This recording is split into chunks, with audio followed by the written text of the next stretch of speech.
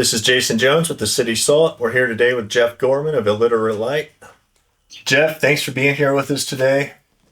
Welcome to the studio. Absolutely. We're here in Harrisonburg. So you were coming to Roanoke to play the Grandin Theater in June, and so we're excited to have you come to Roanoke. I actually got to see you, I think it was in 2021, at the Bristol Rhythm and Roots Festival. I saw you live. It was super surprising because I'd listened to a bunch of acoustic music all day and then stumbled upon Illiterate Light, and I was like, oh, they've got to be named after theologians, the Wilco song. Yes. I got to check this out. A lot of people don't catch that reference, but we don't hide it, that's for sure. But a lot of people don't know the tune. It's a great song. It sure is. And I was super impressed when I saw you. It's a ton of energy. I think both of you guys were playing drums, standing up, bouncing all over the stage. Sounds about right. Yeah, I'm trying to remember what stage we were on in 2021. Oh, it was right before Dr. Dog. It was. It was, yeah, totally. I remember that show really well. Yeah, that was a ton of fun. So can we expect more of the same high energy when you make it down to the Grandin? Absolutely. Yeah, I was just mentioned earlier, Roanoke's one of those cities that we haven't been able to tour as much as I would like to. We played in 2017 a spot called Billy's Barn. Okay. Just a little outside town, maybe. Yeah,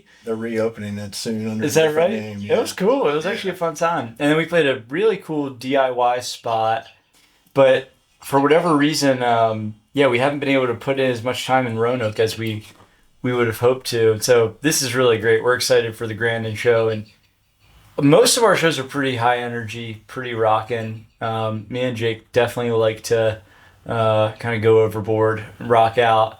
The new EP that we put out recently gets to showcase a little bit more of our chill side, but kind of, at our core, we're a rock duo. So yeah, it'll be a good time. Absolutely. And so I read in previous interview that you did, you said that people used to buy your CDs when you were first recording, and they would take it home and be like, I think I got the wrong band. This isn't who we just saw. I'm glad that it kind of doesn't happen as much anymore. We still get it occasionally, like, oh, I just was expecting something so different. And, it's funny, they're really different realms, like being in the studio and writing and then going and playing live. When we go and play live, it's super raw and there's no backing tracks, and what we can't, make up for with, we don't have a bassist and we don't have another guitarist or keys or all that sort of stuff. So all these ingredients that we don't have available to us sonically, we try to make up for that energetically and just really, kind of give it our all. But then when you come into the studio, it's just a different energy, and sometimes things are a little more chill. Sometimes it's hard to capture really reckless, raw stuff in the studio. Totally. Sometimes you listen back to it and it's just like, I can't really put my finger on it. It's always been our area that we've wanted to be able to capture that. We're working on a new record right now, and it definitely leans more into the rock and psychedelic thing. So I feel like over the last 3 or 4 years, Jake and I's goal has been to marry some of the energy that we bring to the live show into our recordings. But I can just openly say, it's kind of a difficult thing to do. Sure. Yeah. You've recorded a couple live albums too, right? Audio Tree, and then there was another one in 2020 or somewhere around in there. The Audio Tree was awesome. That was kind of a bucket list thing for us, for sure. We've always been fans of their production and that whole series. So we did that last year in 2023 in April. And that was great. I feel like they kind of captured, like the live sound, and it shows what we do. In 2020, we had this idea to do a series. We didn't really realize we were making sort of an EP or a record, but we just realized, we've got all these great shows happening in these really cool clubs throughout the country. Here at the Golden Pony, the Basement East in Nashville, the Great Scott, up in Boston, and Johnny Brenda's in Philly, and all these great places. And we were like, let's start recording these shows and just putting out live videos and just capturing what we do live. And so we called that series just In the Moment. And they're just like, there's a video accompaniment for I think every song that we put out, which was really fun to be able to capture that. And yeah, we've got more of that stuff planned, like we're pretty much we're multi-tracking a lot of our shows now. We really want to be able to put out more live music and find cool ways to do that because people seem to dig it. Yeah, absolutely. It's definitely a whole different experience for me on the other side, watching versus listening live or in headphones or whatever. Yeah, totally. And so you mentioned Golden Pony, which is a club in downtown Harrisonburg here. Tell us about Harrisonburg. What brought you here? What kept you here? I love this town, and Jake does too. He lives in Richmond now, but this is where we formed. And I grew up in Baltimore, Maryland, and then in 2008 came to Harrisonburg for JMU, and I really just loved it here. I loved like the mountains. I loved being close to nature and in a little bit of a smaller town. Mm-hmm. In 2010, I actually at the Golden Pony did a little gig called the Rock Lotto, and it's still happening. It's awesome. It's such a cool idea, and so probably 50 or 60 musicians in the area, put their name into a hat, and then you draw all these different bands from that. And so I was in a 5-piece band, and I met some other artists in town, and I was a multi-instrumentalist, so I think I started on drums, and then I pivoted to bass or guitar for that. And it just kind of got me out of the JMU bubble and showed me that there's this cool art scene in this relatively small college town. And that's right around the time I met Jake. And so, starting in 2010, I was like, man, this place is great. Like, I can actually play music here. There were 6 or 7 different house show venues. And when Jake and I formed our first band, one of my favorite things about living in this town was that we could have a rehearsal and I could bring a song to the table, and then we could jump on a house show. I mean, that night sometimes, the next night if we wanted to.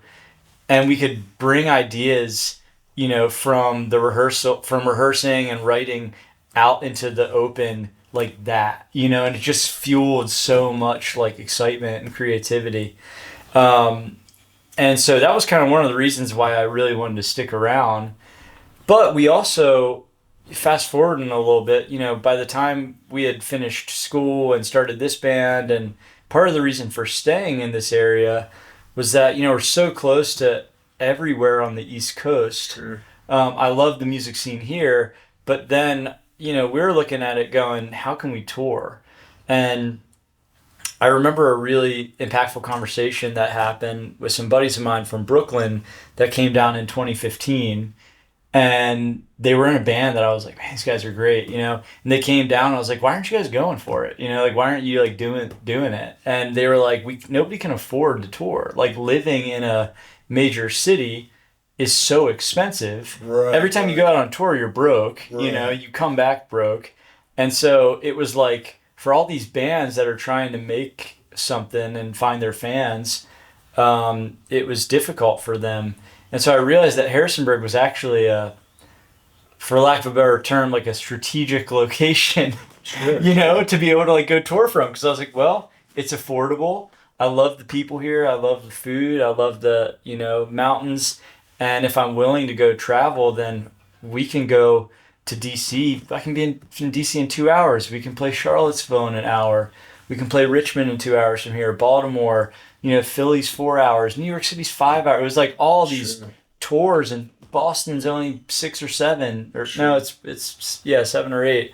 But it just kind of became this place where it was like, we just started hubbing out of here, and I was living in a buddy's house, just kind of renting basically his like closet from him, and it was like we kept our cost of living so low and lived on the road, and we were able to start actually building a fan base. So to answer your question, it was like loving the people here and the scene here, and then also loving the access to the whole East Coast. Absolutely. Yeah, being on 81 like you are. Exactly. Really helpful as far as that goes. Jumping down to Nashville too, Sure. It's like it's not that bad, and you stop by Bristol or you stop by Knoxville on the way there, and because that's, if you really want to make, if you want to try to make a go of this and find fans and stuff, then you either need to figure out how to get a label to really blast you out to the world,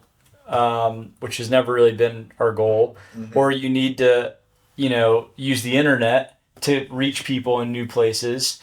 And, uh, whatever, we do our thing on the web, but like really the way we've grown is by touring. Sure. And by actually going to cities repeatedly and like building fans there that have, we have some fans now that have seen us 8, 10, 15 times because we've toured their city Sure. What an honor. It's just like, it's cool. So Totally. that's part of the reason for being here. So you've been touring for several years now. What are some of those like go-to cities that you like to hit whenever you can? There's a ton. The Virginia cities are like some of my favorites to tour. I love Charlottesville recently has become awesome for us because it draws from people from the Valley. It draws people from Richmond. Sometimes folks from, Norfolk, Virginia Beach that want to, do a drive for a couple hours and do something fun. So I've really loved playing Charlottesville recently, but What room did you play? we've done the Jefferson Okay. the last 2 The times theater, we were yeah. there. Yeah, How's so that it was spot? pretty cool. Yeah. And then we did Ting Pavilion opening for the Head and the Heart last year. Awesome. And so it was great to be on that stage. So I certainly love playing shows, within an hour from here. DC, we've really started to see some cool stuff happening there. We just sold out a spot called the Atlantis, which is right next to 930 Club. Okay. Which is like, one of Jake and I's favorite venues that Sure. we've grew up going to see bands there. So it felt pretty rad to be like, okay, cool, man. There's 500 people in the city that want to come Yeah. out to a show. But we really love Boston. Okay. We've had just killer shows there. Last time we were in town, we played a spot called the Sinclair. And we've just for one reason or another toured in Boston a ton. Have grown to love that city. Where else? Man, we have great shows in Atlanta. Nice. Atlanta's been super awesome to us. Denver, we're at the point where we like to go out to Denver about twice a year. It's beautiful out there, but also like they love live music. They're really Absolutely. passionate about that. Chicago, Illinois Cool. has become awesome. We just played a killer show there a couple months ago, and then we'll be back in December. And then, I'm definitely, I really enjoy Minneapolis too. Okay. Getting out there a little bit. There's always the nook and crannies, like little places a little bit off the beaten path that I love as well. But I tend to, you tend to love the shows where people are into it. Absolutely. So you're doing some shows with Mo Lauda, including the one at the Grandin in Roanoke. What's your relationship with that band? And I think you're going out on the West Coast with them as well. We became friends a year ago. We opened for them for a doubleheader in Philly at Johnny Brenda's, and we just kind of kicked it off right away. And then we went out and toured with them for 3 weeks after that. And so we pretty quickly just we realized we were kind of kindred spirits. Nice. So last year we did a ton of shows together. We had them in Virginia for our New Year's Eve show at the Jefferson, which was great. And then this year we're doing Roanoke in June, and then in October we're doing like 2 weeks on the West Coast together. We're doing Seattle all the way down to San Diego. And then next year we've already got some stuff on the books together. And they've just, every now and then you find another band out there that you're just like, all right, we're just all on the same page. It feels like family. Sure. Musically, like everybody's on the same page. But then just the hangs backstage are very organic and comfortable. And they're just good people, like they're really solid dudes. And we just enjoy being able to spend time together. So in June, right before the Grandin show, I've invited them down to my studio, and so they're going to come for 2 days, Grandin's on June 6th and June 4th and 5th. They're going to come. We're going to cut a few songs here together. Oh, wow. Like a collab kind of deal? Yeah, exactly. So I think we'll do a cover and then we'll try to write something together. And I'm going to take him out to one of my favorite watering holes in town, or swimming holes. And then we'll hit a watering hole too, and just whatever, shoot some pool. But I'm trying to show him a good old Virginia hang. Very cool. So yeah, they'll be and they're just awesome. Like, and they're growing like crazy right now, which is really cool. Excellent. You mentioned a cover song when I was at that Bristol show. You covered Neil Young's Vampire Blues. Yes. What kind of influences do you come from? I know there's I think of Flaming Lips when I hear you guys a lot, but Yeah. Wilco's out there, Neil Young. What else influences the Illiterate Light sound? Flaming Lips is very big for Jake and I. That was one of the first bands we went and saw together as buddies in 2010 in Charlottesville at the Pavilion. I was at that show. Dude, that was an amazing show. Incredible. It was really, really good. And I was actually pretty unfamiliar with their music prior to that, but then I became a huge fan. I grew up, so my uncle Steve is the drummer for the Black Crowes. Mm-hmm. So I grew up really just on a lot of awesome rock music and classic rock and southern rock. I was fortunate to kind of, be on the sidelines of some of that when I was a kid. I remember in 2000, in 99 or the year 2000 when they went out with Oasis and did the tour of Brotherly Love. And then in 2001 when they went out with Jimmy Page, I remember just being a 10-year-old kid and watching that at Nissan Pavilion. That's crazy. And just being like, wow, I felt it was important, but I didn't know how big of a deal that was until later in my life. And Steve has influenced me in a million ways, turning me on to just amazing music. Mm-hmm. Like, he was the person that actually turned me on to Wilco. I remember at some point I was out in Nashville with him when I was in high school, and I was just like, who do you listen to? What kind of music do you listen to when you're just chilling? And he was like, well, and Steve keeps up with stuff. I mean, he also introduced me to Fleet Foxes. Cool. And he was like, man, this band Fleet Foxes is really killer right now. And that was right after their first record. Uh-huh. So I got super into Wilco from Steve. And then I was like, I kind of devoured their whole discography. And I was like, this is just my jam. Like, I love this. And I was telling that to Steve, and he was like, well, you got to check out Marquee Moon by Television, because I was telling him I really love the guitar work on Sky Blue Sky. And he was like, check out Marquee Moon by Television. And that became that kind of introduced me to a lot of the post-punk sort of stuff, and which is a lot of Jake's cup of tea. Yeah. The sort of art rock of the New York scene in the 80s. So I'm pretty open to everything. I would say at my core, Neil Young and My Morning Jacket, Flaming Lips are definitely some of, that's essentially my DNA.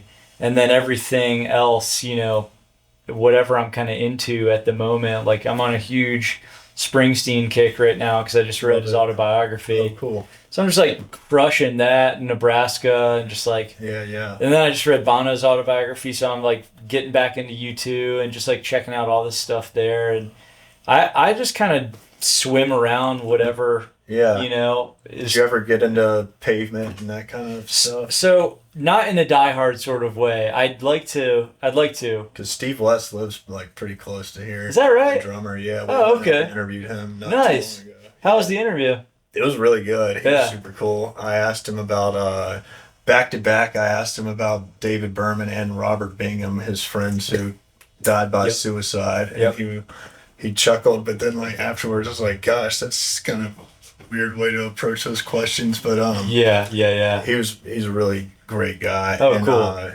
Yeah, really great guy. Nice. I didn't realize he lived around here. Yeah. Yeah, there's always been. I always try. It's funny. It's I do listen to modern music and I do listen to stuff that's coming out, but I also just have this feeling there's been so much amazing music throughout history that I still haven't listened to. Sure. So a lot of times when I'm getting into a new artist, I just got into this band called the Blue Nile, And the Blue Nile is a band from the 80s. Okay. I think out of Glasgow or maybe Scotland or the UK somewhere. Uh-huh. And their album "A Walk Across the Rooftops" has just been like my jam, and it came out like 1983, and I'm just like, awesome. and so, you know, I listen to modern stuff, but there's just it can be a little overwhelming I agree, sometimes. Yeah. I really love Turnstile. Like I know, like I'm probably just jumping on the bandwagon there. I don't give a shit. Like I just think it's awesome, and I love the songwriting and just like the energy that I've seen from the shows, from the videos I've watched. It seems killer. Nice. So, yeah, whenever something comes across my radar, I don't know. If I'm into it, I'll try to add it on Spotify, and just if I really dig it, I just like working my way back through that artist's catalog to see their story and their trajectory. So you going back to your live shows, you said no, you don't have a bassist, it's a duo, and you mess with the synth pads sometimes, don't you? Are you playing that with your feet live? Yeah, a lot of people don't see it. And it's not something that we overly try to explain because for a lot of music listeners, it doesn't even really translate what's going on. So we just kind of like, yeah, it's just part of our gig at this point. But essentially, I've got a keyboard that is designed to be played with my feet. And it's a synthesizer made by Moog. It's called the Taurus. And the Taurus 1 came out in the late 70s. It was used by a bunch of prog rock bands, Rush and Zeppelin and the Police and stuff. Mm-hmm. And then the Taurus 2 came out in the 80s. And then I used what's called the Taurus 3, which came out in 2010. Pardon me. And a lot of our live sound is based around that instrument, which nobody really sees. But essentially, I've been able to build out some synthesizer sounds, drones, some pulsing stuff, things like that. And I can play the notes with my feet, but then I can also control the volume. I can control like some attack and decay, all that sort of stuff I'm doing just while we're playing the show. And it took a few years to feel like I was comfortable enough to just not have to really think about that. Mm-hmm. It took a few years to go play, weddings and bar gigs and 3-hour shows. But at a certain point, it kind of became muscle memory. Sure. So I don't have to stare at my feet all night anymore. Did your drumming background help you out with that? I really think it did. Yeah, I think just that sense of rhythm, because that's what happens pretty frequently is like my foot is doing one thing and my hands are doing something else, and then vocally I'm doing something on top of that. Wow, yeah. And somehow in some freak way, they all kind of work together. So yeah, I've always joked, like I joke with like Sarah, my wife, sometimes like if we're having like a conversation, it's like sometimes it can be hard for me to like go on a walk and like I can't like do 2 things at once like in that way, like but then if we're like playing music, I can do like 6 things at once, and it's just like I don't know, it's just like just makes sense when it's music. Yeah. And then like everything else, I'm like the worst multitasker ever. I'm like, hey, if we want to have a big conversation, like let's just sit down, like can't chew gum and walk at the same time. But so it's funny, but yeah, we really love it. And then Jake is also standing and playing drums, and being able to be, sort of mobile, and singing as well. And then we loaded some of my synthesizer sounds onto a pad for him. So occasionally I'll take a guitar solo and I don't have to stand there and play bass, and I can actually just focus on one instrument. That's cool. Yeah. So is that the original conception? How did you make that happen? Was it a duo from the get-go? No, it wasn't. We were a trio, and it was drums, bass, and guitar. And then our bassist left the band, and me and Jake were kind of at a crossroads of, do we fill in the member? What do we do from here? We had a few shows booked that we just decided to kind of wing it and play as a duo. And I got a drum machine, and we kind of just added a few funky little sounds for the weekend. And we didn't cover any of the low end. But yeah, we just went out and just kind of played as a duo and just did more of like a high energy thing. And that was like the first time where we were like, whoa, like, okay, we didn't cover the bass, the low end, but performing just the two of us, I felt okay about that. You know, I didn't freak out. Like I Mhm. just and we came home. Wonder Records, which is the gear shop here in town. There's a few that are great, but Wonder's the spot that we've been getting gear from for years. I went in there and I saw this little foot synth thing, and I was like, I'll buy that and I'll figure something out. And so fortunately, Wonder was the reason that I was able to actually walk home with this keyboard I can play with my feet. And then over the course of like 2 or 3 years, it just was like, okay, cool. I'm gonna kind of make this part of my thing.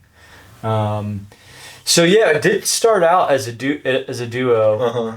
and I really like being in a duo. I mean, overall, it's really fun. There are nights where I feel like I would kill to have another two or three bandmates on stage with me Yeah. because there's musical things I would like to explore Right. that I can't just with the two of us. So most of the time, I really love it. Occasionally, when I rub up against the limitation in a really intense way, I get bummed, Mhm. But every band feels that way. Sure, I sure. mean, we have 5-piece bands that come up to us and are just like, I wish I was in a duo. Like I wish I wasn't dealing with all these people, So it's just the way it goes. Yeah. It's really great though. What instrument would you explore more if you could and you had? Well, really, I mean, I really just want to play guitar and not have to and sing Uh-huh. and not when I feel that way, it's not that I want to go play other instruments. It's that I wish we had somebody playing keys, bass, maybe even another guitar with us Mhm. on stage. Like that would give me so much freedom Sure. to play guitar parts that I can't I can't even really kick on pedals during the Right. show because my feet are tap dancing. Yeah, So yeah, yeah. it's just a little bit of a different stuff. I don't, it's just it's a limited thing. That's what makes it kind of fun. We're always kind of fighting that. But there's times where I'm like, man, I just wish we could have I wish we could have a keys player on this song. Sure, Yeah, sure.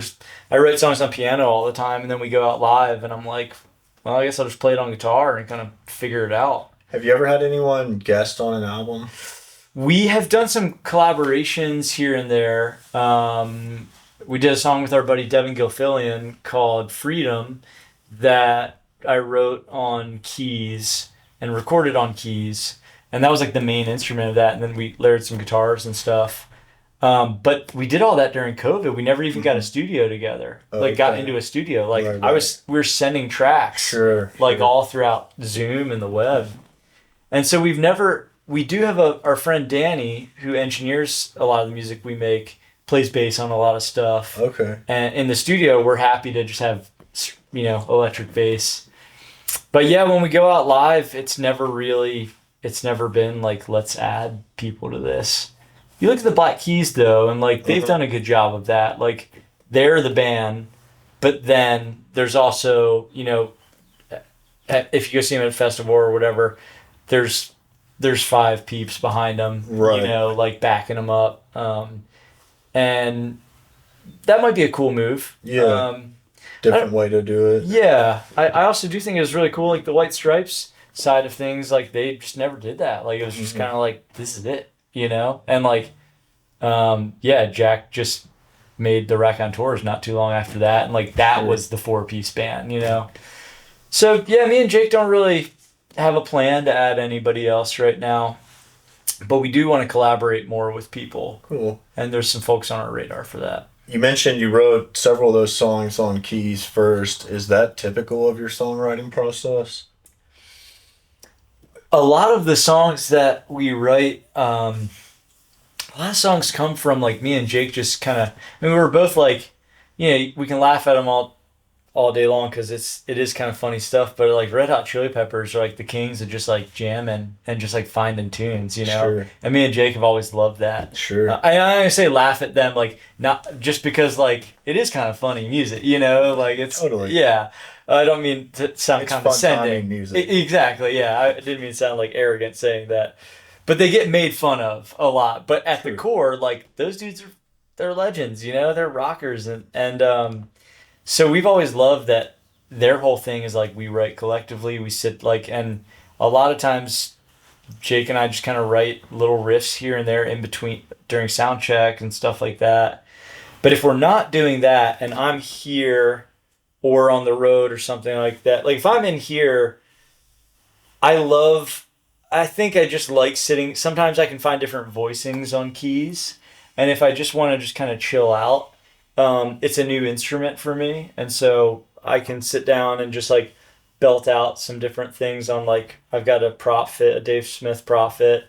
Um, and then my grandma's keyboard and a Farfisa, like Italian combo organ and a DX7 and just things that make sounds that inspire me.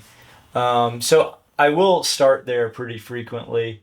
Um, it's all over the map, man. Yeah. Yeah. How do the lyrics work? Does Jake write lyrics too, or is it? Jake does write lyrics as well. At this point, it's pretty much, it is like on our EP that came out last year, Aloe. Jake had a song, Always, Always. It's pretty much like one of us drives like, I'd say 90% of the lyrical and melodic side of things. And then the other person really weighs into it and can just kind of give feedback of like, hey man, like this one, I don't know, this melody's just not working, just try something else. Or like this lyric has always kind of rubbed me the wrong way. Like maybe we just try something different there. We have a song coming out later on this year called Norfolk Southern. And that was the case with that. I'd written all the lyrics and the melody and we were going to track it. And Jake and Danny were just kind of like, I don't know, like there might be like there's a couple words that just keep grabbing me the wrong way, and so we just kind of chopped it up and said like, all right, well let's just try this. We don't really. It's usually like one person generates the bulk and then another person kind of edits. But yeah, I'm the primary songwriter, on that side of things. But yeah, Jake's got other tunes as well that we're still working on, and we're trying to add more of those into the Illiterate Light world. Awesome. So yeah, he's a multi-instrumentalist as well. Cool. You all have been pretty prolific the last 18 months or so. You had Aloe, that EP come out, then Sunburn, the full-length album, and then most recently you had Slow Down Time, that EP. Slow Down Time is, I venture to say, slightly stripped down a little bit. Moments. Like Paint the Town is like kind of classic garage rock sounding. I really like the song Slow Down Time too, the first song on it. Right on. I think you said you would play that one for us, so we'll cue that up here in a second if you want. Yeah. Absolutely. And if you want to introduce the song and tell us where it came from, that would be awesome. Well, it's cool that I'm playing it here because this is the exact place that we recorded it not long ago. But yeah, it was a song that I guess a little bit of the background is there's kind of two things going on with this tune. One is this general feeling like I don't know if it's I'm getting older or like society and technology are just moving at a really rapid rate, but it just feels like every time I blink my eye, things have moved 10 years faster than I was expecting. And so it just kind of feels like the general idea was like, I'm just trying to slow it down, man. I just feel like I just can't keep up with like the rate of the whole thing. It's like, and a lot of people feel that way, and even younger folks feel that way too, because we all have the internet in our pocket now. There's trade-offs that come with that. So there's just that feeling of just like, geez, man, like I worked on this farm from 2012 to 2014 with Jake, and I didn't really have a phone, and I didn't have social media, and I just remember this feeling when I was out there. It was just like everything was all right, like I wasn't like stressed. I wasn't trying to like keep up. I wasn't like tweaking out because this internet was in my pocket and social media was throwing all these things at me. And so I've had these times in my life where I've had that feeling where like life is good and chill and okay. And then I've had other times where it's not that. So this song is trying to be like, I'm just trying to slow it down. But it's also a song about just like moving forward, and, you know, particularly the last verse. As an artist, you know, it's like, it's hard to figure out actually how to do the thing, and like how to continuously tour, how to stay sustainable, how to like, just to speak frankly, how to like run, you know, make a buck doing it, you know, sure. Like everybody's got to figure it out. Sure.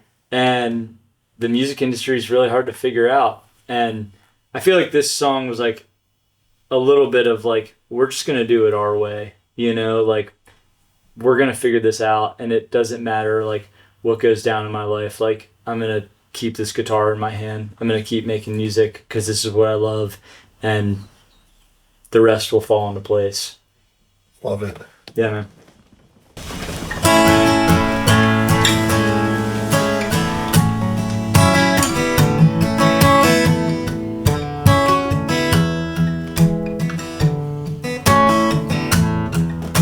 I finally broke down near San Francisco, crashing waves, rearview hero.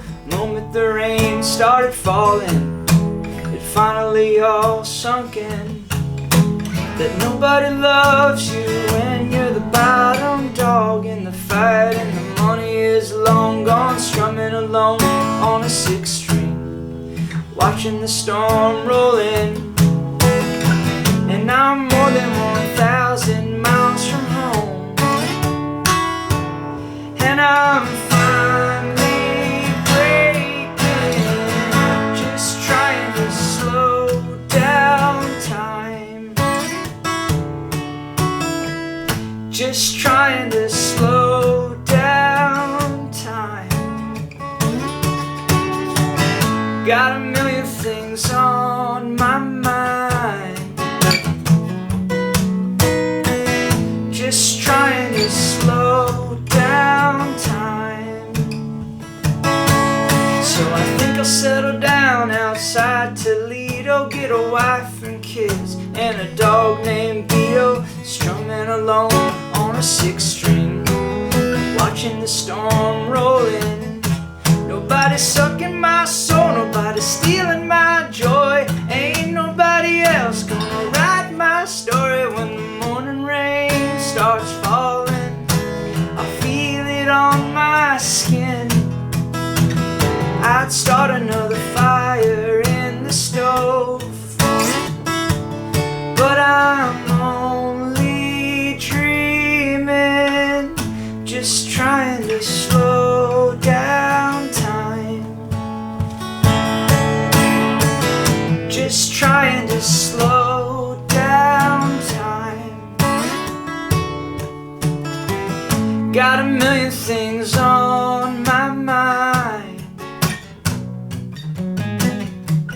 just trying to slow down time.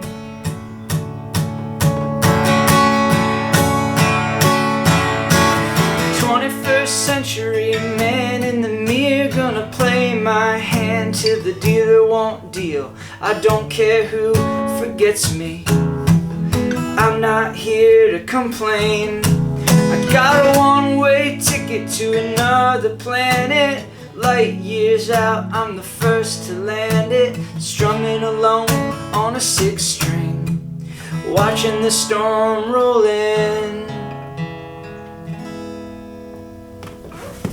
Awesome, thank you. Yeah, man. Appreciate it, Joe. You mention a lot of places in your songs lyrically. I'm sure that comes from touring around all over. I get the feeling that home is somehow, or that idea of home is somehow center to a lot of your songwriting. Is that? It's been coming up a lot for me. I've been trying to kind of digest that a little bit. I really love traveling. You know, I've really come to kind of find. I've always, you know, known that I enjoy that, when COVID hit and I couldn't do it, that's when it really was like, wow, man. I mean, there's a couple months there where it felt amazing to be home. And then not long after that, I was like, I realized how much I just crave, and just love the experience of seeing new towns, meeting new people, just kind of watching the world from the front seat of a van. Like, I love it, man. And so a lot of the tunes and the cities that come up really do come from touring and traveling. But yeah, there is that question of home, and this feels like home to me. But the road also kind of feels like home as Sure. well. Um, and I've got family all over the country, growing up in Baltimore, but then my wife's family on the Eastern Shore. And I know that in Virginia, I feel like the most, like when we travel, I always feel like there's certain places where we go and I'm like, I love it here, but this isn't home. And I think the one thing I realized is that, like, between Harrisonburg, Richmond, Baltimore, and the Eastern Shore of Virginia, every time I'm in those places, I'm like, this is my home. These are my people. I don't know what it is. It's like maybe just because I grew up around here, but it feels right to me. And so I love it. There's just a deep feeling like being here in the valley. Even when I drive down through Roanoke and stuff, like it's just like the mountainous air, this mountainous region, just like it feels very sort of ancient to me in a particular way. I've never really been able to put my finger on it. I've always felt like in Colorado, which is like one of my favorite places to travel and tour, like the mountains are so big and massive and jagged and stuff, and it feels like very exciting. It feels like wow. Right. And then when I'm here, I see the mountains. They're much smaller. They're simpler, very humble, and I don't have the same sort of feeling of like, wow, it's all opening up to me. But I feel this like deep grounded feeling. I'm just kind of like, whoa, like this is there's something deep. I can't put my finger on it. Yeah. I love swimming around here and just like, yeah, just finding little nooks and crannies in Virginia to hang out in. So I've been asking that question a lot. Like, yeah, what is home for me? And I do love it here. And I feel like it's going to kind of continue to be a theme. It's less of a theme on the album that we're working on right now, to be honest. It was heavier on Sunburn and Slow Down Time. So maybe it's a theme that's not coming up as much. But it's definitely been a big part of my writing. Yeah. Fuck LA's maybe. Yeah, totally. Yeah, that was kind of like, probably the pinnacle of that sort of thing. That's on Sunburn. Yeah, which was great. I recorded that song here as well, and it was just a demo. I kind of wrote it for Sarah, my wife, and the voicemail at the end is a voicemail that she left me. I was wondering about that. Yeah, it was just totally like a sort of slacker demo, and then we went in to record Sunburned, and Jake had to go out to dinner one night with some family, and I was like kind of in the studio by myself in Richmond, or with our producer Adrian, and I was like, hey, can we pull this track up? I just kind of like am curious to see if it's gonna sound cool on like big monitors, and I want to throw some drums on it. And then all of a sudden we pulled it up and everybody was like, that's a vibe, And so the label we were on, at that time wasn't really happy about it because they were like very LA based. But whatever. Maybe that was kind of why I was writing it. It's funny. There's a Lindsay Lou song that came out last year that has like a phone call sample. Oh yeah, I'm a sucker for them. Yeah, it's super cool. Yeah. So Sunburn was preceded by Aloe. One of the songs on Aloe is Don't Settle Down. And that's one of the heavier songs in your repertoire, I would say. What's up with that song? Where did that come from? It came from, it's funny, it's that thing of like when me and Jake first started playing music together, like System of a Down, Rage, the there was a lot of the sort of like heavier political stuff of the early 2000s, even some of the Neil Young, Rockin' in the Free World. And I went and saw Neil on the Living with War tour with CSNY in 2004, 2005. And just like I loved his heavier side, Totally. And so Don't Settle Down kind of came from us being like, we have this side of us that wants to be a little bit more thrashy. A lot of our shows push in that direction. Uh-huh. And kind of get back to the conversation earlier, like we hadn't been able to really find a way to marry that and bring it into the studio. And then we went in to record Sunburned, and it was when there was a lot of political turmoil and protests going on in Richmond, which is where we were recording. Okay. But it was during COVID, and I had some folks in my family that, well, basically we weren't a part of any of that because I couldn't really go see people because I was like, I can't be exposed to, and it was sort of that era too, it was like every person you saw, you're like, I'm going to get sick and I'm going to kill my grandfather. So we weren't really a part of anything going on like that, but I'm just kind of watching all my friends, and there's all this unrest, in our country, but all this unrest happening like 3 miles from where we're recording our album. And I don't know, I guess that song was just like an ode to just go for it, speak your mind, and don't settle down, and like if you're passionate about something, you need to stand up for it. And I've always kind of felt, I've always felt that way. Like we've tried to live a life that is, like working on a farm for years was like, I wouldn't sit here and be like, that was a political protest, but that was a conscious decision with my life. And I think anybody that wants to make a, political decision, I don't know, we're just watching all the monuments be torn down and stuff. And I've driven on that road a million times, And so I was a history major at JMU, and I was like, I look at that conversation, which I don't even know if that conversation's going on anymore, but I look at it and I go, as somebody that like loves history, when you erect a monument, the way I see it is you're highlighting something. And there's a lot of people in our country and in Virginia that are really worth highlighting, and I'm proud of that. And that's rad.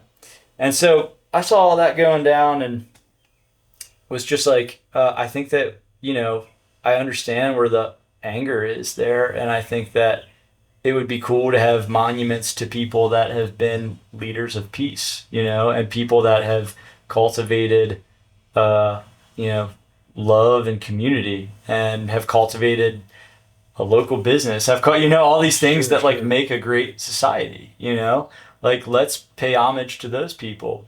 So that song Don't Settle Down, was about like the capital of Virginia is is getting bloody. It's just kind of like shit, man.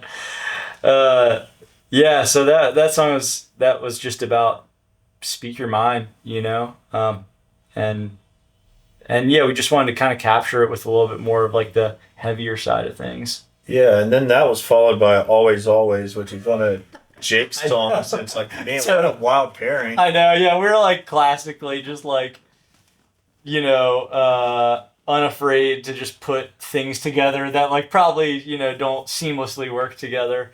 But that's kind of always the way it works with us, It's like one of us is in one headspace, the other's in like another. Like I'm sitting there just being like, fuck the system. And Jake's sitting there being like, I want to like have a child with my wife, And we're like, yeah, it's all it works, man. Yeah, absolutely. I love that about your albums. Yeah, thank you. They're really eclectic.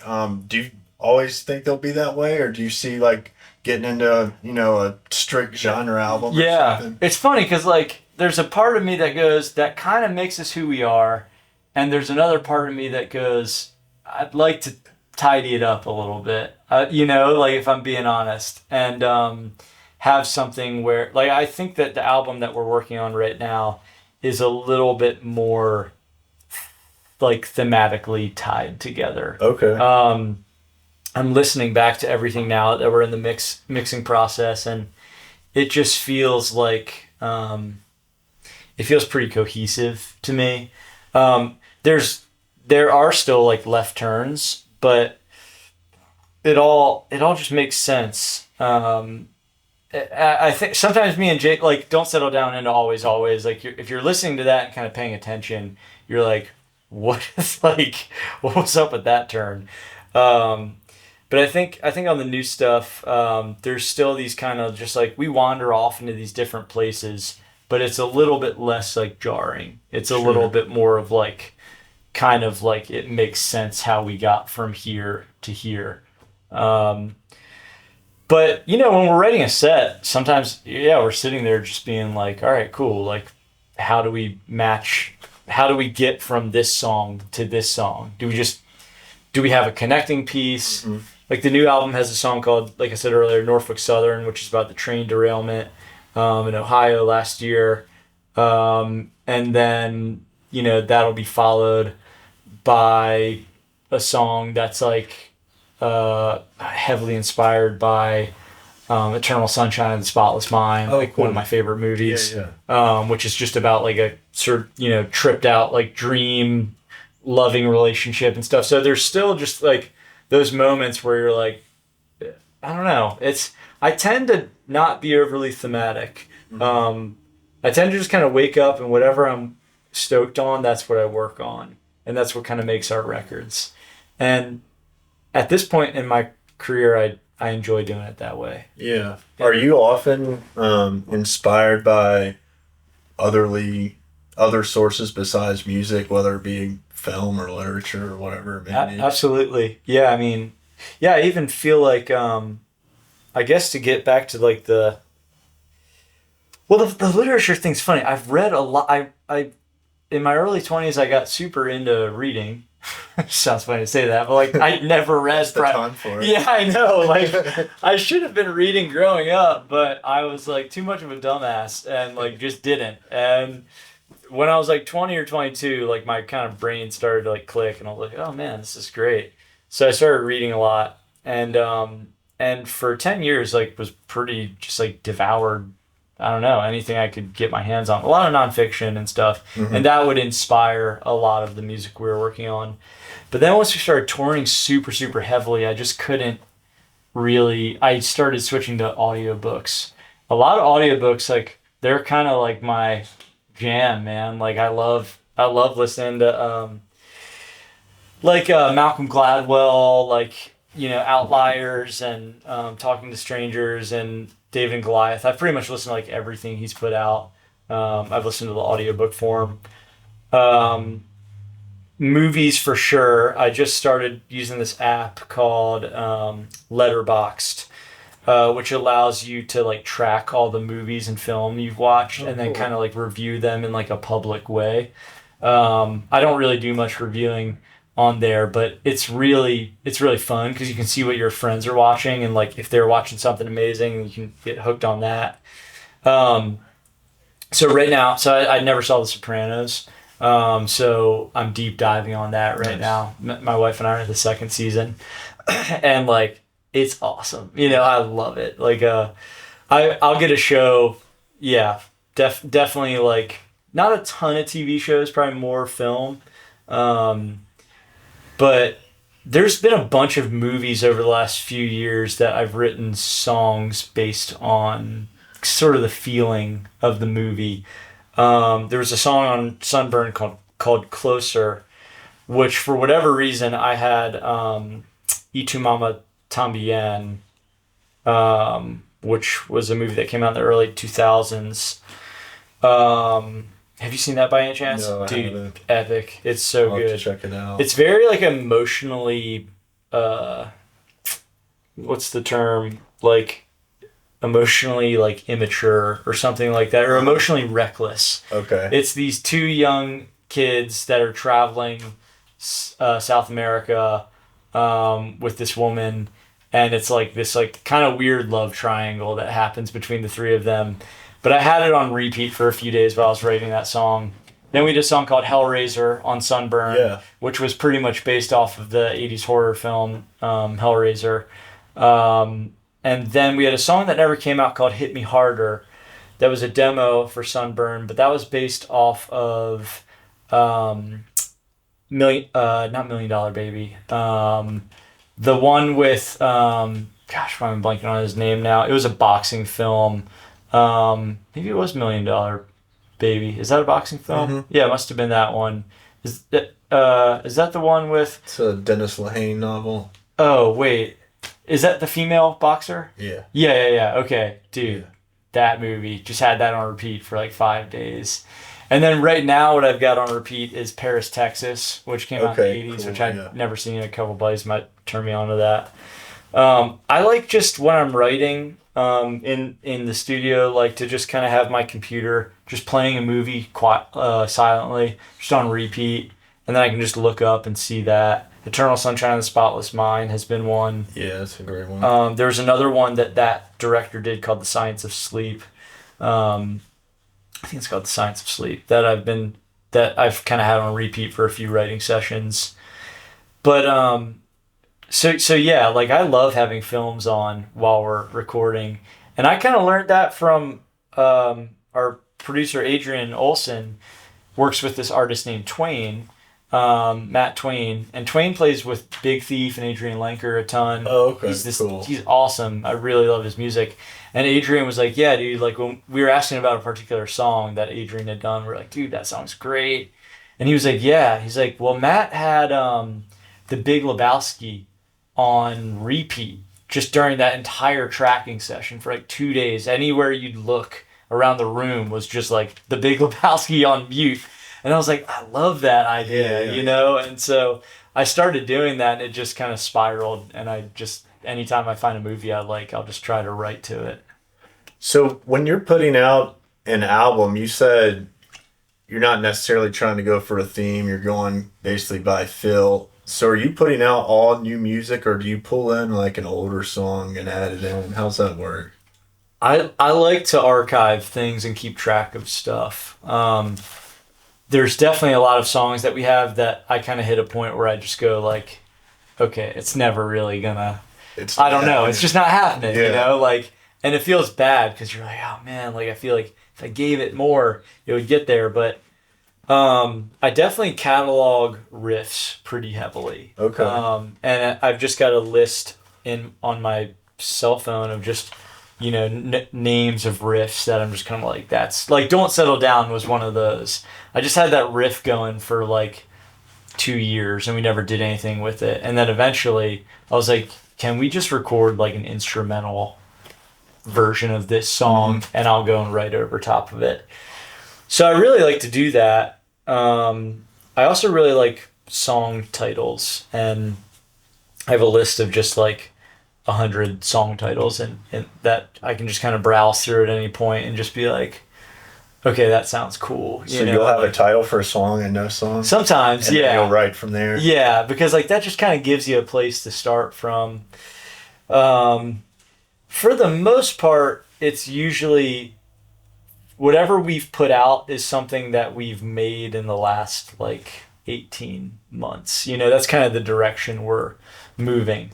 The first album was written over the course of a few years because that's how every band works. Right. But I've wanted to change the model and be like, all right, man, like we have this space. Jake's got a studio in Richmond. Our buddy Danny's got a studio. We've been working out at different spots in Nashville. We've flown out to LA and worked there. And I'm like, let's kind of move this thing into real time. And I look at bands like King Gizzard, and I look at there's an artist, Corey Wong, who was in Wolfpack, an amazing guitarist. And I like watch the output of those guys. And the thing that I love is that it's like they write something, and then as far as I can tell, it's out 6 months later, you know? And like, you know, you look at Ohio by Neil Young, and it's like that shooting happened, he wrote the song, and it was on the radio a few months later. And of course, like that was a very timely thing. Right. But, you know, that makes sense to me. The thing that doesn't make sense is like writing a song, you know, recording it 9 months later, And then having a record label put it out, a year after that. And by the time you're really touring and promoting it, it's 2.5 years after you wrote it. And I'm like, that just doesn't jive, man. Kind Like, of loses the energy it or something. loses the energy. Like, Yeah. you watch the Beatles, and it's like, and I know they weren't touring for all those years, but 2 albums a year for 7 years straight, 1963 to 1970, 2 records a year. Hmm. Every 6 months, a new album's out. And then if you watch the documentary that came out a year or so ago about um, freaking Let It Be, um, if you watch them in the studio, they're so not precious with everything. It's just like they're not even overthinking anything. Hmm. They do a few takes of it, great. And then it's off and it's out to the world, and it's like, I just really want to be able to move into that in the digital age that we're in right now.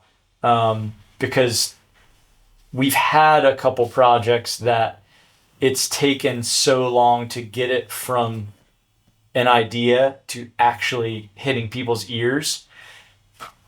I just don't care. I'm just Right. like, I just don't care by that point. Totally. And I've heard Jack White talk about that a lot and just say, from the time that I write something to the time that it gets out to people, it's got to be a year max. Hmm. I think he was mentioning that in regards to pressing his own records. Hmm. So I really get excited by that, and I get excited by the idea that like we can go write and record something, and if we stay true to what we're doing as independent artists, I can get it to our fans in a short amount of time. That's awesome. And in fact, what we're doing now is I've got this texting platform I use for slow down time. So people join like a text message thread that Illiterate Light has. There's like 2,000 people that we have that have joined it. And right after we mixed Slow Down Time, we got the masters back, and I sent out a text blast to everybody on there and just said, anybody that wants to hear the new, we've got a surprise for you. Anybody that wants to hear it, send us a text with this keyword, and you'll hear what we're cooking up right now. And I sent them a 48-hour SoundCloud link. And everybody that was like wanting to hear what we're working on could have it for 48 hours.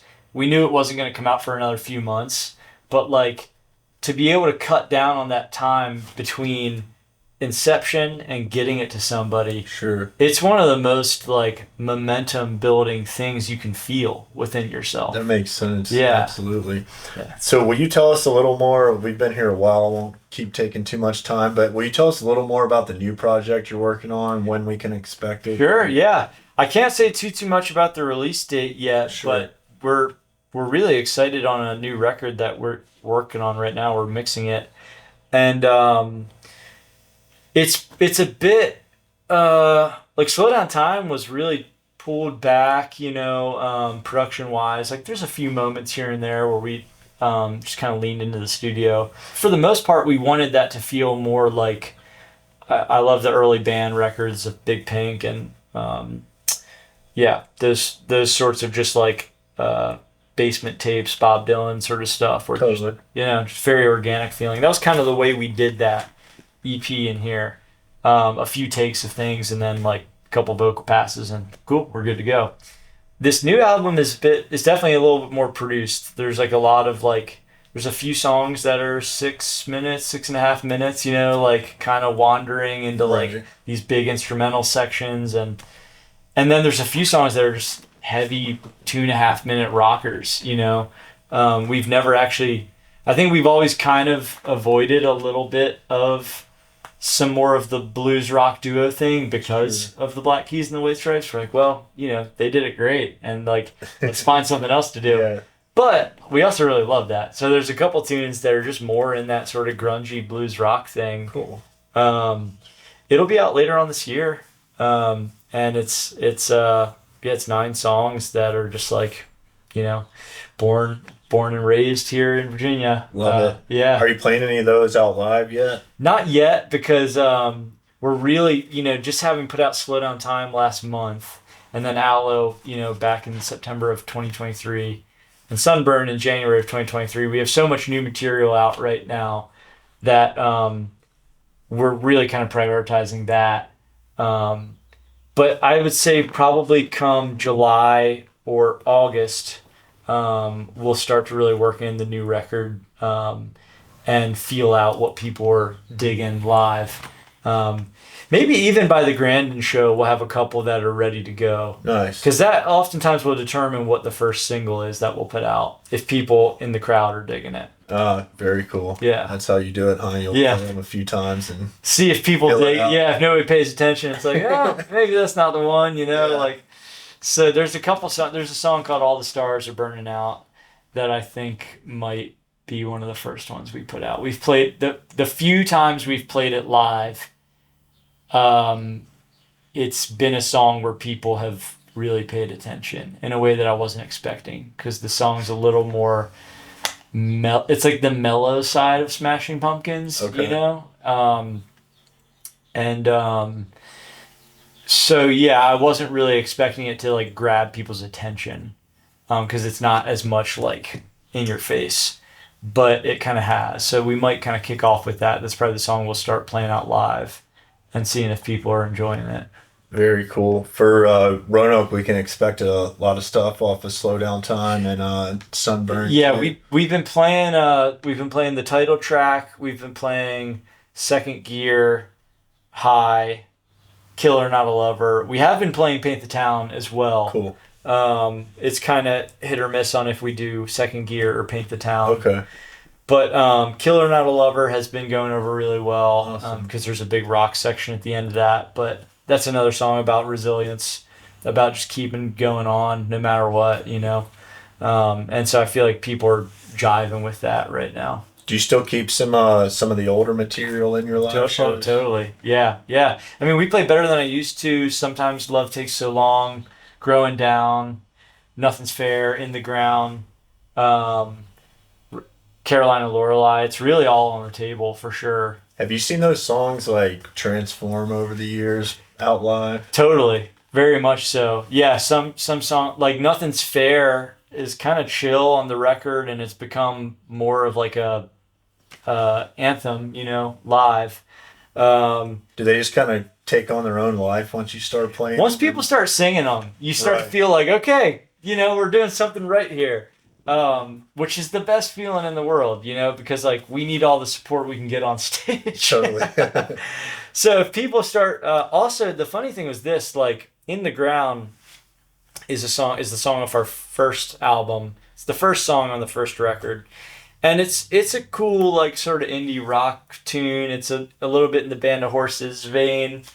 And it's rocking, but it's not like, let's go crowd surf rock. Right. But we've had enough shows in Virginia where when we start to play that song, it's like people start like moshing and crowd surfing that like it takes the song to another place. You're like, okay, man, we got to amp this thing up here. And so it's so responsive to what the community and the people in the audience are putting back at us. So sometimes Love Takes So Long, a song off our first record, which is more chill in the recording. I've been taking like a 3-minute guitar solo in that. Very, very like post-punk. Cool. Very melodic, but very much like the television side of things. Nice. And so certain arrangements are just like all over the map. Awesome. Well, do you have time to play another one for us? Yes, let's do it. You can switch up to the keys if you want, whatever you want to do. That would be kind of fun. I'm trying to think of I could do High on keys. Love that song. Yeah, sweet. That'd be fun. I haven't really played it on keys much, but I think I can do it. Let's try it. Sounds like fun.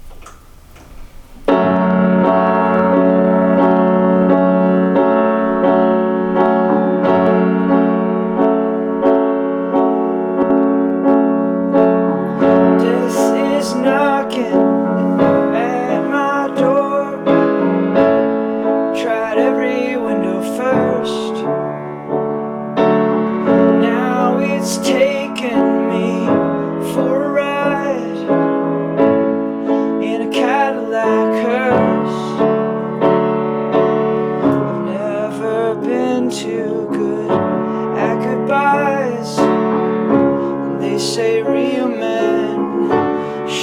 cry and scream and plead. I wanna get high and numb the pain, drink enough wine till it don't sting, but that won't heal my bitter, broken heart.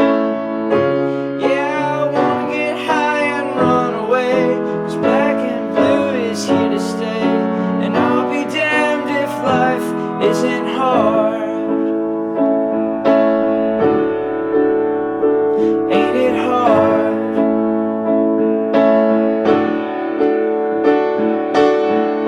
And just like that, your last breath, I'm still holding your hand, sending your spirit to the next shore. There's a party when you land. I can't go with you, no, I can't turn back. Nights are slow and the days are fast and sharp, and they're hard. Well, I wanna get high and numb the pain, drink enough wine till it don't sting, but that won't heal my bitter, broken heart. I wanna get high and run away, 'cause black and blue is here to stay, and I'll be damned if life isn't hard. Ain't it hard? Alright.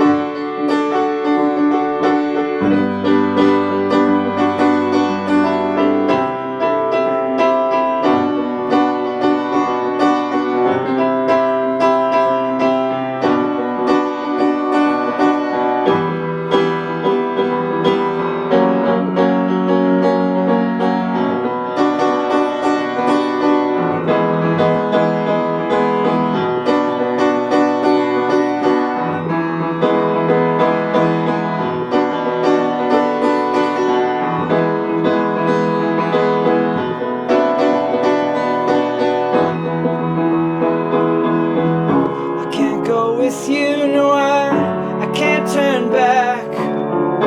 The nights are slow and the days are fast and dark. Yeah, they're hard. I wanna get high and numb the pain, drink enough wine till it don't sting, but that won't heal my bitter, my broken heart.